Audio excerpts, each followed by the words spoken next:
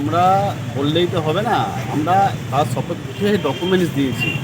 ঘটনা যেদিন ঘটে বিশ্বস্ত সূত্রে আমরা খবর পেলাম, ঘটনা অতি বিলম্ব হওয়ার পরেও আমরা সেখানে পৌঁছে গেছি। তখনও ধরুন ত্রিপল টাঙিয়ে বইগুলো লোড হচ্ছিল। বই যেখানে যাওয়ার কথা অফিস থেকে যেখানে বলেছে সেখানে যায়নি। গাড়ির পিছনে আমরা বিভিন্নভাবে আমাদের লোক যে পাঠিয়েছি, তারাও নিজে স্বীকার করেছে বই যাবে পান্ডুয়াতে, গাড়ির নাম্বারও পান্ডুয়ার। এখন ওটা কর্পণ নয়, বইটা তাহলে কোথায় গেছে?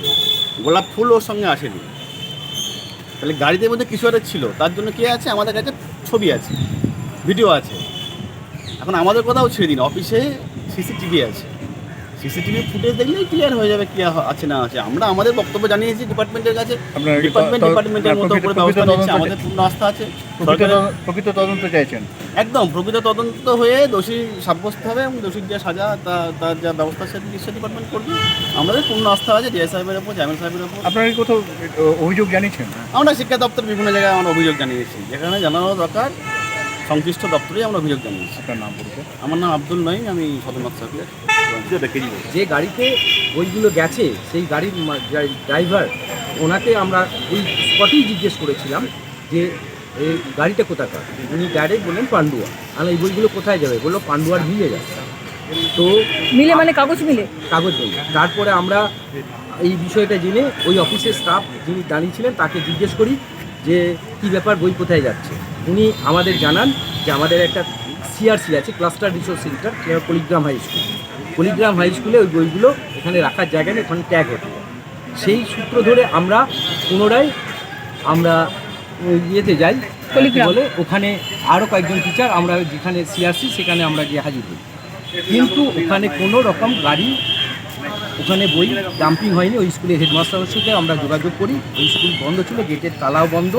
আপনারা যদি আরও ডকুমেন্টেশন চাই সেগুলো তদন্ত করুন, যদি প্রয়োজন হয় আমরা সমস্ত ডকুমেন্ট আপনাদের হাতে তদন্তের স্বার্থে এবং সঠিক সত্য উদ্ঘাটনের স্বার্থে। আমরা সবসময় সত্যের পিছনে, যে ছাত্রছাত্রীদের নিয়ে আমাদের জীবনযাপন, যাদের জন্য আমরা সারা দিন রাত প্রাণপণ করি, যে একটা বই চাইলে, এক্সট্রা বই চাইলে উনি এত বড় অনৈতিক অধিকার ও আধিকারিক যে উনি একটা শিশুদের বই ছিঁড়ে যায় বিভিন্ন সময় বিভিন্ন হয়, উনি বলেন যে রিকুইজিশন ছাড়া আমি এক্সট্রা বই দিতে পারবো। তো সেই বই যদি বিক্রি করে দেন উনি, আমাদের 100% সন্দেহ উনি বইগুলো পান্ডুয়ার মিলে কোনো একটা মিলে উনি বিক্রি করেছেন, কেজি দরে বিক্রি করেছেন। আপনারা কি চাইছেন এখন? সেটা আপনারা তদন্ত করলেই বুঝতে পারবেন। সরকারি সমস্ত ডকুমেন্টস তো আছে, কারণ আমরা তো গাড়ির নাম্বার দিয়ে দেবো, গাড়ি দিয়ে থেকে কোথা থেকে গাড়ি এসছে না এসছে আমরা তো বলে দিলাম। এবং ওই অফিসের মধ্যে সিসিটিভি ফুটেজ আছে, তো আপনি এই 30 তারিখের ফুটেজটা দেখার ব্যবস্থা। আপনারা কোথায় কোথায় জানিয়েছেন? আমরা আমাদের শিক্ষা দপ্তরে যেখানে যেখানে যাওয়ার সেখানেই অ্যাসোসিয়েটেড সমস্ত হায়ার ডিপার্টমেন্টগুলোকে জানিয়েছি, শিক্ষা দপ্তরে। কি চাইছেন আপনারা? কি চাইছেন আপনারা? আমরা চাইছি সত্য উদ্ঘাটন করার জন্য সঠিকভাবে তদন্ত করে দৃষ্টান্তমূলক ওনার শাস্তি। কোন কোন ক্লাসের বই? ওটা একদম শিশু শ্রেণীতে 8 পর্যন্ত। কি নাম আপনার? 9, 10ও আছে, কিছু কিছু যেগুলো সরকার বিনা পয়সায় দেয় সেই বইও কিছু কিছু আছে। ওই কোন বইগুলো কোন ক্লাসের বই বিক্রি করছে সেটা তো আমরা ওইভাবে বলতে পারবো না। ট্রাকের মধ্যে যেটুকু ছিল সেই নতুন বইয়ের ছবি আমরা যদি প্রয়োজন হয় তদন্তের স্বার্থে আমরা নিশ্চয়ই দিয়ে দেবো, ট্রাক লোডিং গাড়ি দিয়ে দেবো ছবি। আপনার নাম পরিচয়? আমার নাম অসিত কুমার পাঠক, আমি কামনাড়া জুনিয়র বেসিকের প্রধান শিক্ষক। শুধু নিয়ম বহির্ভূত নয়, এটা একটা গর্হিত অপরাধ। যে বা যারা করেছেন বিষয়টি নিয়ে তদন্ত কমিটি গঠন হয়েছে প্রাইমারি শিক্ষা দপ্তর থেকে, জেলা প্রাইমারি শিক্ষা দপ্তর থেকে, এবং তদন্ত এই রিপোর্ট জমা পড়বে, তারপর বিস্তারিত বলতে পারবো। তবে প্রাথমিকভাবে যেটুকু জানতে পেরেছি ঘটনাটি সত্যি, এবং কেউ ব্যক্তিগত স্বার্থ চরিতার্থ করতে এটা করেছেন, মোটেই সমর্থন করতে পারছি না। এবং দৃষ্টান্তমূলক শাস্তি যেটা হয় সে বিষয়ে যেটা যা করার দরকার সেটুকু করা হবে। কি জানতে পেরেছেন?